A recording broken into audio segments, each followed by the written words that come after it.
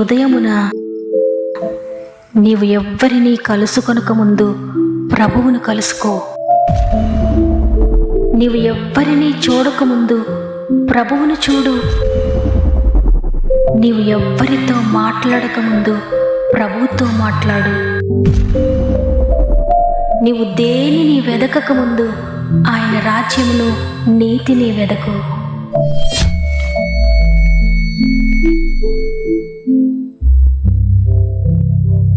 Praise the lord. ఈ ఉదయకాలమున మరి ఒకసారి గాడ్ ఫస్ట్ అనే వాగ్దాన కార్యక్రమానికి మిమ్మల్ని మీ కుటుంబాలను ప్రేమతో ఆహ్వానిస్తూ ప్రభువును రక్షకుడైన యేసుక్రీస్తు వారి అతి శ్రేష్టమైన నామములో మీ అందరికీ నా యొక్క హృదయపూర్వకమైన శుభములు తెలియజేస్తూ ఉన్నాను. ఈ నూతన ఉదయాన్ని మీరంతా ఎలా ఉన్నారు ప్రియదేవుని బిడ్డలారా? క్షేమంగా ఉన్నారని నమ్ముతున్నాను.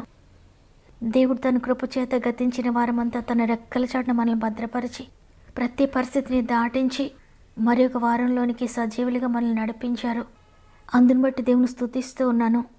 మీ జీవిత పరిస్థితులను బట్టి కృంగిపోవద్దు. మీ ఎదుట ఉన్న కొండ లాంటి సమస్యలను చూసి కలవరపడద్దు. మీ గతాన్ని గుర్తు చేసుకుని దిగులు పడొద్దు. మీ ఫ్యూచర్ని గుర్తు చేసుకుని భయపడొద్దు.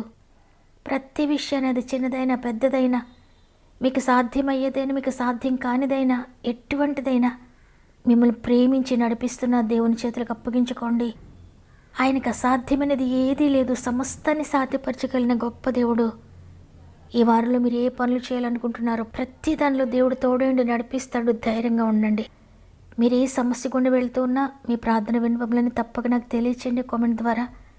మీ కామెంట్స్ అన్ని చదివి మీ అందరి కొరకు ప్రార్థిస్తున్నాను. అయితే నా ప్రార్థన మీద ఆశ పెట్టుకోవద్దు. దేవుని సన్నిధిలో మీరు మొరపెట్టండి. ఈ వాక్యం చివరిలో మీ అందరి కొరకు నేను ప్రార్థించబోతున్నాను. మీరు విశ్వాసంతో ప్రార్థనలో ఏకీభవించండి. మీరు నమ్మినట్లుగానే దేవుడు మీ జీవితంలో జరిగించబోతున్నాడు. సమస్త మహిమ ఘనత ప్రభావములు దేవునికే చెల్లునుగాక. ఈ ఆదివారమున దేవుడు మనతో మాట్లాడుతున్న మాట యెషయా గ్రంథము 30వ అధ్యాయము 19వ వచనము. జనమా, నీవిక నీ మాత్రమును కన్నీళ్లు విడువవు. ఆయన నీ మొర్ర విని నిశ్చయముగా నిన్ను కరుణించును. ఆయన నీ మాట వినగానే నీకు ఉత్తరమిచ్చును. ఆమెన్. ఈరోజు మాటలు వింటున్న ప్రియ దేవుని బిడ్డలారా, విరిగి నలిగిన హృదయాన్ని ఆయన ఎప్పుడు అలక్ష్యం చేయడు. విరిగిన మనస్సే దేవునికి ఇష్టమైన బలియాగం. ఎందుకంటే విరిగిన హృదయంలో నుండే నిజమైన ప్రార్థన ఆయన దగ్గరికి వెళుతుంది. ఆ నిజమైన ప్రార్థన ఆయన దగ్గరకు చేరగానే నీకు ఉత్తరం ఇస్తాడు. నలిగిన హృదయంలో నుండి, విరిగిన హృదయంలో నుండి నిజమైన మొర్ర ఆయన దగ్గరికి వెళుతుంది. నీవు ప్రార్థిస్తున్నప్పుడు నీ పెదవులు కదలకపోయినా నీ హృదయం కదలాలి. నీ గుండె పగలాలి. నీ మనసు విరిగిపోవాలి, నలిగిపోవాలి. నీ మనసు విరిగిపోయినప్పుడు, నలిగిపోయినప్పుడు దూపం వల్లే నిజమైన ప్రార్థన ఆయన దగ్గరికి వెళుతుంది. నీ హృదయం కదలకపోతే నువ్వెన్ని గంటలు ప్రార్థించినా ఆ ప్రార్థన ఆయన దగ్గర వరకు వెళ్ళదు. ఆయన నీ మాట వినగానే నీకు ఉత్తరం ఇవ్వాలంటే, నీ ప్రార్థన తిన్నగా ప్రభు దగ్గరికి వెళ్ళాలంటే నీ హృదయం పగిలిన ప్రార్థన నువ్వు చేయాలి. నీ హృదయంలో నుండి, అంతరంగంలో నువ్వు ప్రార్థించాలి. అటువంటి ప్రార్థన నువ్వు ప్రార్థించగానే ఆయన నీ మొర్ర వినగానే నీకు ఉత్తరం ఇస్తాడు. ఇక నువ్వు కన్నీరు విడవక్కర్లేదు. జనమా, నీవిక ఏమాత్రము కన్నీళ్ళు విడవవు. ఆయన నీ మొర్ర విని నిశ్చయంగా నిన్ను కరుణిస్తాడనే వాగ్దానం నీ జీవితంలో నెరవేర్చబడుతుంది. చూడండి, భయంకరమైన దుఃఖంలో ఉండి హన్నా దేవాలయానికి వెళ్ళి ప్రార్థన ప్రారంభించింది. చాలాసేపు అలాగే మోకరించి ఉంది. ప్రార్థించినట్లుగా మాట బయటకు రావడం లేదు. అయితే ఏలి అనుకుంటున్నాడు, ఈమె మత్తురాలై వచ్చి ఇక్కడ మోకరించి నిద్రపోతుందని. అమ్మా, ఎంతసేపు మోకరిస్తావమ్మా, ఎంతసేపు మత్తురాలుగా ఉంటావని హన్నాను అడుగుతున్నాడైనా. అయితే హన్నా విరిగి నలిగిన హృదయంతో ప్రార్థిస్తుంది. పెదవులు కదలడం లేదు, మాట బయటకు రావడం లేదు, కానీ తన హృదయం మాత్రం ప్రార్థిస్తూనే ఉంది. విరిగి నలిగిన హృదయంతో, పగిలిన గుండెతో ప్రార్థిస్తుంది. తన పెదవులు కదలడం లేదు, కానీ తన హృదయం కదిలిపోయింది. పగిలిన గుండెతో అంతరంగంలోండి ప్రార్థిస్తుంది, మొరపెడుతుంది, కన్నీరు కారుస్తుంది. ఎవ్వరికి చెప్పుకోలేని పరిస్థితి, ఎవ్వరికి చెప్పుకోలేని బాధ ప్రభు సన్నిధిలో మోకరించి మౌనంగా మొరపెడుతుంది. ఆ గుండె పగిలిపోయేటువంటి ఆ ప్రార్థన ఏలీకి అర్థం కాలేదు, కానీ దేవునికి అర్థమైంది. చుట్టుప్రక్కల ఎవరు అర్థం చేసుకోలేకపోయారు. ఆమె మత్తురాలుగా ఉందనుకున్నారు. కానీ హృదయాంతరంగాలను పరిశీలించే దేవునికి అర్థమైంది. తన గుండె ఏ విధంగా పగిలిపోయిందో దేవుడు అర్థం చేసుకున్నాడు. అందుకే ఆ ప్రార్థనకి వెంటనే జవాబు వచ్చింది. అన్నా, నీవికి ఏమాత్రము కన్నీళ్లు విడువవు. నేను నీ మొర విన్నాను, నీకు ఉత్తరమిస్తున్నాను. మరల వచ్చే సమయానికి నీ జీవితంలో అద్భుతం చూస్తావు, కుమారుని పొందుకుంటావని దేవుడు తన ప్రార్థనకు జవాబు అనుగ్రహించాడు. ఈరోజు దేవుడు నీ దగ్గర నుండి ఏది ఆశించడం లేదు. నీ దగ్గర నుండి ఆయన ధనం కోరుకోవడం లేదు. నీవు ఆయనకి ఏదో ఇవ్వాలని, ఆయనకి ఏదో చేయాలని ఆయన కోరుకోవడం లేదు. ఆయన నీ హృదయాన్ని కోరుకుంటున్నాడు. కదిలిన గుండెతో నువ్వు ప్రార్థించడం ఆయన చూస్తున్నాడు. అటువంటి ప్రార్థన కనుక నువ్వు చేస్తే ఇక ఎవ్వరి సహాయం నీకు అక్కర్లేదు. నీ ప్రార్థన తిన్నగా దేవుని దగ్గరికి వెళ్ళిపోతుంది. అద్భుతం నువ్వు చూస్తావు. మీరు ఏది ఆశిస్తున్నారో, దేని కొరకు ప్రార్థిస్తున్నారో ఆకలితో ప్రార్థించండి. తండ్రి, నా కుటుంబానికి రక్షణ కావాలయ్యా అని ఆకలితో అడగండి ఆయన్ని. తండ్రి, ఈ పాపం నుండి నేను విడిచిపెట్టబడాలయ్యా, ఈ పాపం నాకు వద్దయ్యా అని ఆకలితో అడగండి.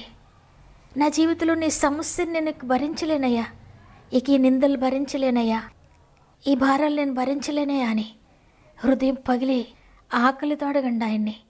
నీ జీవితంలో ఏ కార్యం జరగాలని కోరుకుంటున్నారో ఈ దినము నుండి కూడా ఆకలితో ప్రార్థించండి, ఆశతో ప్రార్థించండి, కన్నీటితో ప్రార్థించండి, పగిలిన గుండెతో ప్రార్థించండి. అట్టి ప్రార్థన తిన్నగా దేవుని దగ్గరికి వెళ్తుంది. ఇక నువ్వు కన్నీరు కార్చవలసిన అవసరం ఉండదు. ప్రభువు నిశ్చయంగా నీ మొర విని నిన్ను కరుణిస్తాడు. ఆయన నీ మాట వినగానే నీకు ఉత్తరమిస్తాడు. కాబట్టి ఈ మాటలు వింటున్న ప్రియ దేవుని బిడ్డలారా, ఈరోజు మీరు ఏ సమస్య కూడా వెళ్తున్నారో, దేనిని గురించి ప్రభువుని అడుగుతున్నారు?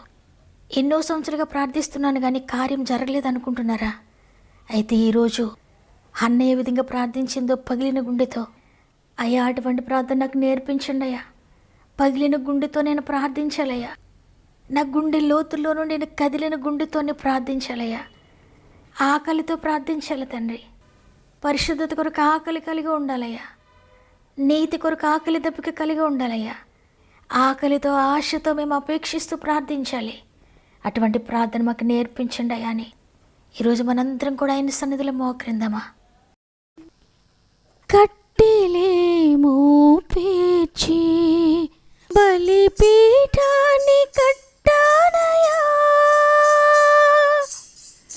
కట్టెలేమో పేర్చి బలిపీఠాన్ని కట్టానయా, బలి అర్పణే చేశానయా, అగ్నిని పంపుమయా, బలి అర్పణే చేశానయా, అగ్నిని పంపుమయా, ఆత్మాగ్నితో నింపుమయా. దేవా నీ కొరకు నన్ను మండనిమ్ము, దేవా నీ కొరకు నన్ను ప్రకాశింపనిమ్ము. పొయ్యిలోని ఒక నిప్పురవ్వా ఒక పట్టణాన్ని దహించగలదు, ఒక క్రొవ్వొత్తు తానే కోట్ల కొలది క్రొవ్వొత్తులను వెలిగించగలదు. దేవా నీ కొరకు నన్ను మండనిమ్ము, దేవా నీ కొరకు నన్ను ప్రకాశింపనిమ్ము. తండ్రి, నీకు వందనాలు అయ్యా. నీ కృపను బట్టి గతించిన వారమంతా మాకు తోడయండి. సజీవులుగా నిలువబెట్టి నూతన వారంలో ప్రవేశపెట్టారు. అందుని బట్టి నీకు వందనాలయ్యా. జనమనివికి ఏమాత్రము కన్నీళ్లు విడవవు. ఆయన నీ మొర వినగానే నిశ్చయముగా నేను కరుణించును, ఆయన నీ మాట వినగానే నీకు ఉత్తరం ఇచ్చినని ఈరోజు వాగ్దానం చేశారు తండ్రి. అయ్యా, అనేక సంవత్సరాలుగా ప్రార్థిస్తున్నామని అనుకుంటున్నాం కానీ మా ప్రార్థన నీ వరకు రావడం లేదయ్యా. అందుకే మేము అనేక కార్యములు పొందుకోలేకపోతున్నాం. ఎన్ని సంవత్సరాలైనా మేము ఎక్కడున్నాం అక్కడే ఉంటున్నామయ్యా. మా జీవితంలో మార్పు లేదు, మా మాటలో మార్పు లేదు, మా చూపుల్లో మార్పు లేదు, మా నడకల్లో మార్పు లేదు, మా క్రియల్లో మార్పు లేదు తండ్రి. అయ్యా, మార్పు కలిగే ప్రార్థన మేము చేయాలి. నీ సింహాసనాన్ని కదిలించే ప్రార్థన మేము చేయాలయ్యా.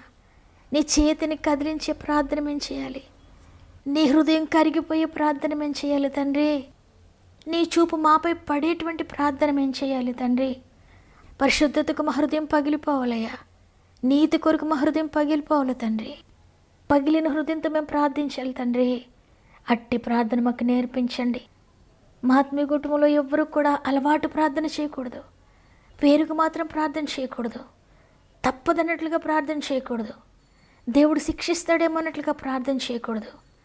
ఈ కార్యం జరగాలి, ఆ కార్యం జరగాలని ఈ శరీరం కొరకు మాత్రమే ప్రార్థించకూడదు తండ్రి. ప్రాముఖ్యంగా మా ఆత్మరక్షణ కొరకు విరిగిపోయి నలిగిపోయిన హృదయంతో ప్రార్థించాలి. పరిశుద్ధంగా బ్రతకడం కొరకు ప్రార్థించాలి. విడిచిపెట్టలేని పాపం కొరకు, మానలేని అలవాట్ల కొరకు మా గుండె పగిలిపోవాలి తండ్రి. అట్టి ప్రార్థన మాకు దయచేయండి నాయన. ఈరోజు మా ఆత్మీయ కుటుంబంలో ఎంతమంది అట్టి విధంగా మోకరించి ప్రార్థిస్తున్నారో, పరిశుద్ధాత్ముడు ప్రతి ఒక్కరికి అట్టి పరిశుద్ధత దయచేస్తున్నారని, అట్టి నీతిని దయచేస్తున్నారని నమ్ముతున్నాను తండ్రి. ప్రాముఖ్యంగా ఎంతోమంది బిడ్డల సమస్యల శోధనలో ఉండి ఆత్మీయంగా గెలవాలని, మానసికంగా గెలవాలని, శారీరకంగా విజయం పొందుకోవాలని అనేక ప్రార్థన అవసరతలు తెలియజేస్తున్నారు. అయ్యా, నీకు సమస్తము తెలుసు. చూచుచున్న దేవుడు తండ్రి. ఎవరి హృదయంలో ఏ ఆశ ఉందో నీకు తెలుసయ్యా. ఎవరి అంతరంగం పగిలిపోయిన స్థితిలో ఉందో నీకు తెలుసయ్యా. ఎంత కన్నీటితో వారి కామెంట్ పెట్టారో నీకు తెలుసు తండ్రి. వారి జీవితంలో ప్రతి సమస్యను, అది ఏదైనప్పటికీ కూడా నైనా నీ కృపచేత దాటించమని, ప్రతి జీవితాన్ని లేవనెత్తమని నీ చేతులకు అప్పగించుకుంటున్నానయ్యా. ప్రతి సమస్య మీద యేసు రక్తం ప్రోక్షిస్తున్నాను. ప్రతి కామెంట్ మీద యేసు రక్తం ప్రోక్షిస్తున్నాను. ఆ రక్తమే శుద్ధి చేస్తుందని, ఆ రక్తంలో అద్భుతాలు జరుగుతున్నాయని నమ్ముతున్నాను తండ్రి. హేబెల్ రక్తం కంటే మరి శ్రేష్టంగా మొరపెట్టే రక్తము, దాటించే రక్తము, వారి జీవితంలో అద్భుతం జరిగించేంత వరకు కూడా ఆ రక్తమే మొరపెట్టి విజయం అనుగ్రహిస్తుందని నమ్ముతున్నాను. ప్రత్యేకంగా ఈరోజు పుట్టినరోజులు, పెండ్లి రోజులు జరుపుకున్న వారందరినీ కూడా నీ గాయపడిన చేతులకు అప్పగించుకుంటున్నానయ్యా. సంవత్సరం అంతా తోడుగా ఉండి నడిపించండి. గర్భంతోని బిడ్డలందరినీ జ్ఞాపకం చేసుకోండి. 9 నెలలు మీరు తోడుగా ఉండి సేఫ్ డెలివరీస్ దయచేస్తున్నందుకు వందనాలు. నూతన వారిలో ప్రవేశిస్తుండగా తండ్రి, ఈ నూతన వారమంతా వారి యొక్క ప్రణాళికలు ఏవైనా, వారు ఎక్కడికి వెళ్తున్నారో, ఏ పని ప్రారంభిస్తున్నారో, ఏ కార్యం వారి జీవితంలో జరగాలని కనిపెడుతున్నారో, ప్రతి విషయంలో మీరు తోడుగా ఉండి వారికి ముందుగా మీరు నడిచి నీ దూతలను వారికి సపోర్టుగా ఇచ్చి ప్రతిదాన్ని జయించడానికి మీ శక్తిని అనుగ్రహిస్తున్నారని నమ్మి నీకు స్తుతులు చెల్లించుకుంటూ యేసయ్య పరిశుద్ధమైన నామములో అడిగి వేడుకుంటున్నాను తండ్రి. ఆమెన్. ఈరోజు వాగ్దానాన్ని విన్న ప్రార్థనలో ఏకీభవించిన ప్రియ సహోదరి, ప్రియ సహోదరుడా, ఆకలితో కూడిన ప్రార్థన నువ్వు చేస్తే నీ ఆకలిని చూసిన ప్రభు నీ మొర వినగానే నీకు జవాబిస్తాడు. నీ జీవితంలో కార్యం జరిగించబోతున్నాడు. ఈ వాగ్దానం నమ్మిన వారందరూ కూడా అవును తండ్రి, ఇక నుండి నిజంగా నీ సన్నిధిలో నేను మొరపెట్టుకుంటానయ్యా అని ప్రార్థించండి. దేవుని చేతులకు అప్పగించుకోండి. దేవుడు మీతో మాట్లాడినట్లయితే వాగ్దానాన్ని లైక్ చేయండి, అనేక మందికి షేర్ చేయండి. దేవుని చిత్తమైతే తిరిగి రేపు అందరం కలిసి ఆయనను స్తుతిందాం. అంతవరకు ప్రభు మీకు, మీ కుటుంబాలకు తోడు ఉండి నడిపించును గాక. God bless you.